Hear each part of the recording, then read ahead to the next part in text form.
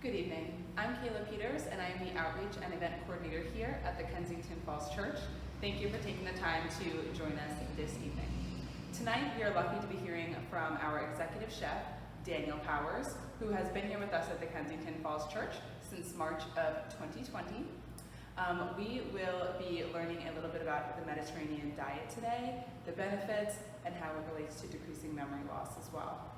Daniel will be preparing a delicious salad for us today. It will be a pan-seared chicken and wheat berry salad with baby arugula, scallions, feta cheese, and a lemon vinaigrette. Hungry already thinking about it. So we hope you enjoyed tonight's presentation. If you happen to have any questions whatsoever, we will be using Zoom webinar format, so please submit them via the Q&A feature or via chat, which we will monitor and we will ask him at the end. We hope you enjoy this presentation and look forward to eating the salad. Good evening. My name is Dan Powers. I'm the Executive Chef and Dining Services Director at Kensington Falls Church in Falls Church, Virginia. And today we're doing a recipe, basically it's Mediterranean, but it has a little twist to it, and this is actually on our rotational menus. The reason why I chose this menu is because, or this recipe is because the implements of phytochemicals, you've got your daily basis for your fiber in there, you've got some grilled chicken, which is good for protein. So pretty healthy recipe, and the great thing is that this could actually be made ahead of time, so you could use this pretty much during the whole entire week once you make the wheat berries. But first off, what we're going to do is we're going to go with our wheat berries. And wheat berries basically have the kernel on there, or the actual hull, which is the outside layer, contains most of the fiber. And fiber is very, very important in our diets. As a matter of fact, most Americans are deficient in fiber. Just kind of a little inside back there.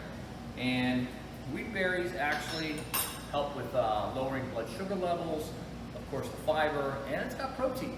So first off, what we want to do, we're going to take our wheat berries, and the whole thing about grains, especially grains, brown rice, even regular rice, obviously we have the wheat berries here, is to make sure that you wash them first, because what happens is starches get on the outside, or actually remain on the outside when they're actually cultivated, and it kind of makes things gummy because the starch coagulates. So you definitely want to wash all of your grains. And pretty simple process. Just take it in there, give it a nice wash. There we go. Okay. Okay, there we go. And also milling through just to see, in some cases, sometimes when they're cultivated or they're actually done from the mills, there could be pebbles, something in there. So you want to just kind of take a quick look through. 99.9% of the time there's not, but it's always good to take a look through. Okay, there we go. And let this drain a little bit. And the second part of this, there we go.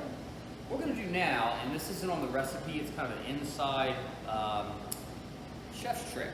And what we're going to do now is we're going to give these a quick saute at a very high temperature. The reason why we want to saute the grains is because it breaks and cracks the hull of the actual grain itself, the wheat berry. In other words, the heat, the dry heat, it cracks it a little bit, and it makes the cooking time a little bit less lengthy. Wheat berries take about 45 minutes to cook. I know it's a long time, but here's the good part is you can actually make a big batch of this. You can actually make this by the pound.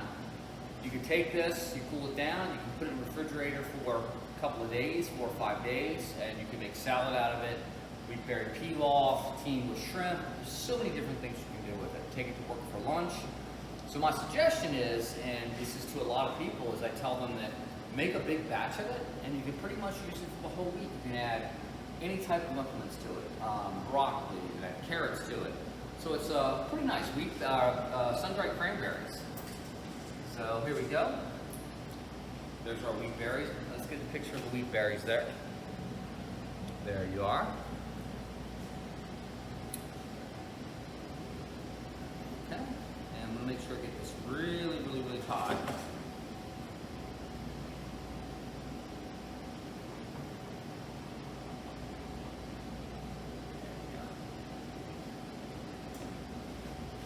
Okay, and I'm actually going to saute this with extra virgin olive oil. There's different types of olive oils out there and different types of blends. The best thing to do is look at some of the brands that are out there on the market. Some are cut or have actually a mixture of canola oil in with it or other types of oil, rapeseed oil. Cheaper obviously for the producers to make, and it actually costs less at the stores. But extra virgin olive oil is your best bet. Reason being is it also has monounsaturated fats, omega-6 fatty acids, and that's really, really good for cholesterol levels and all types of other ailments. There we go. Okay. Now I'm just going to give it a quick saute, and like I was saying, what I'm doing here, I'm breaking the hull, and also another thing about giving it a quick dry saute with a little bit of olive oil, it adds flavor to it. So I'm going to let this go for a few minutes, and what this will do is this will caramelize on the outside, and it'll actually add more flavor to our wheat. There we go. Most important thing about wheat berries is because it does have the bran on the outside, the hull on the outside, is that it takes a little bit longer to cook. Like I said, it's 45 minutes. The ratios are a little bit different. It's usually 3 to 1. So you have 1 part of wheat berries, 3 parts water. Always works out perfectly. So I'm going to add a nice little saute. There we go. And I'm actually going to take a look at that. You can see how it's turning a little bit brown, which is good. So I'm actually breaking the hull and adding some flavor to it. Here we go. And perfect ratio right there. So 3 parts water, 1 part grain. And a little trick that I learned actually when I was in the military is that you can take your finger and you can put the bottom of the actual grain.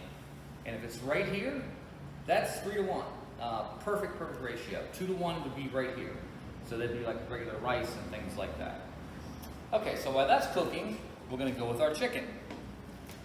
And our chicken, we're going to take a little bit of, there we go, a little bit of salt and pepper, Himalayan sea salt, and a little bit of black pepper. And pretty easy process here.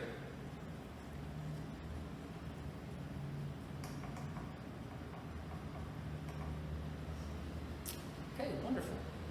And the good thing is that when you're actually cooking wheat berries, you can walk away from this, let this cook on low heat for the 45 minutes.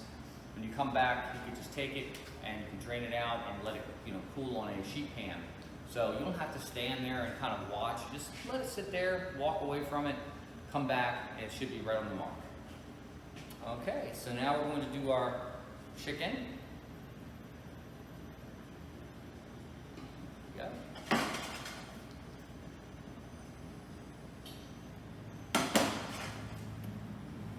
And what I'm doing now, and usually I would grill this, but a lot of people don't have a grill at home, especially in the winter. We have outside grill, but we're going to pan sear the chicken. The reason why I'm going to pan sear the chicken is with any type of protein, your chicken, your fish, your beef, you want to sear the outside of it because it actually locks the juice in.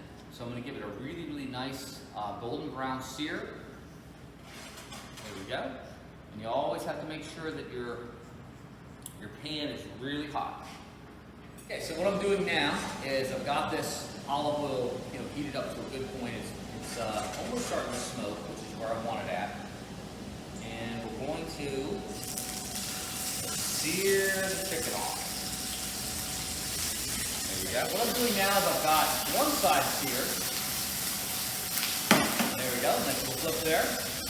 And now we're going to sear off the other side. Now you see how it's caramelizing on the outside. What I'm doing is I'm actually searing off the meat.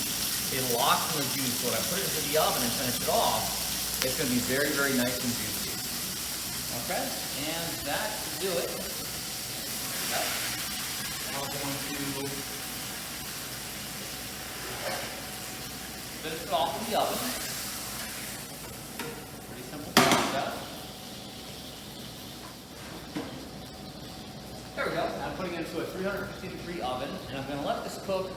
Usually it takes about anywhere from 8 to 12 minutes to cook a chicken set. That's an 8-ounce chicken breast, or actually 6-ounce chicken breast. It takes about 8 to 12 minutes, and of course you check by using a thermometer to make sure it's done. Chicken should be cooked to 165. Once that chicken is cooked, it'll actually cook for another 10 degrees. So when you pull out of the oven at 165, you usually go up to about 175.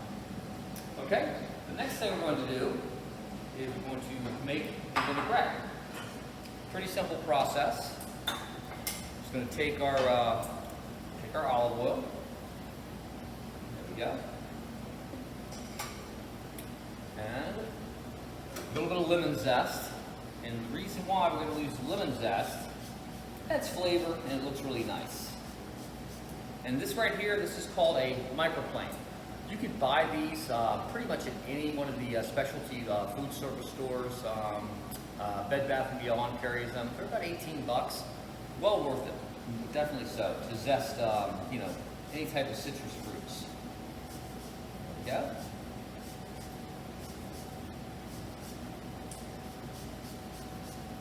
Okay, there's our citrus. I'm just going to take a little bit of the lemon juice, give it a nice squeeze, and you can actually get the get a juicer. It's basically about that big, and it's got a little knob in front. All you do is you take your lime, lemon, whatever you're using, orange, and you just squeeze it right in there, and it takes the seeds out. So pretty simple to use, very easy concept on that. Okay, so we have our lemon juice in there, and we've got our olive oil. I'm just going to give it a quick mix.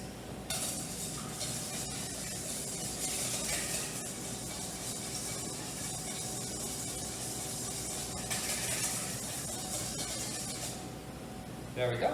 And as you can tell, what I've done is I broke the surface tension. When you break the surface tension, the water and the olive oil actually combine. And that's pretty much what it's called in culinary terms, breaking the surface tension. Okay, so here's our vinaigrette. And the next thing is, we have some scallions here. And always make sure you wash any type of vegetables. Here we are.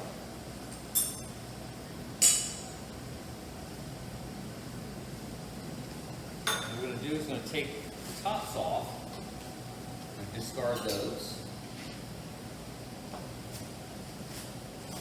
I'm just going to slice it real thin.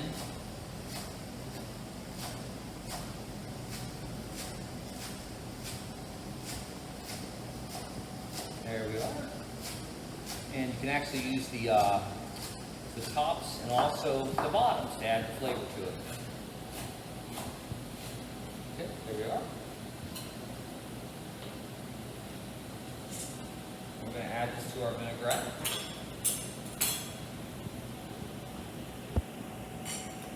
Okay. Now, we're going to add a little bit of arugula. And the reason why I chose arugula for this recipe is, number one, the phytochemicals that are in the arugula. It's got a lot of vitamins, a lot of minerals. It's got a nice bitter flavor to it also. It really goes well with the lemon vinaigrette and the wheat berries. So it's going to be a very, very nice combination of flavors. So I'm going to just add my wheat berries, or add my arugula. And I'm just going to give it a nice mix up to coat all the leaves. There we go. And as you can tell, I'm just coating the leaves, making sure that all the leaves have some of the vinaigrette on it. Okay. Now, the next thing is chicken's going to take about a good, like I said, 8 to 12 minutes. And I've actually got some chicken right here we're going to add our chicken. Same thing, it's just already diced, ready to go. We're going to mix that in. There we go. And the wheat berries, what you need to do, and obviously we're not going to wait 45 minutes for this to cook, but once these are done, the wheat berries need to be taken and usually put onto a sheet pan. And most people have sheet pans at home, half sheet pans. let them cool outside, room temperature for about 25, 30, maybe an hour, and then you can put them into your refrigerator and let them cool completely. You don't want to take them straight from the heat, the actual boiling method right into the refrigerator. So you definitely want to make sure that you let these cool room temperature. Okay, and then we're going to add our wheat berries. Here we go. And these are the cooked wheat berries. And as you can tell, very, very nice. They're chewy, and a good way to tell if they're done is obviously al dente, as you want to try it to make sure that they're done. Make sure they're nice and tender. But in a lot of cases with legumes and things that contain starch, if you squeeze them after they're actually cooked and you don't see any of the white starch coming out, usually means they're cooked. Okay, so I've added my wheat berries, and I'm just going to give it a nice mix. There we go. Beautiful. And there we are. And voila. There you have a healthy, nutritious salad. Easy to make. You saw that it only takes about 10 minutes once the cooking time is done, the preparation time is done. And this could actually be used and served as any type of side. You can make it as a salad like this. You can take the wheat berries, make pilaf with it, serve it with shrimp, whatever you like. So that's the plus about using grains.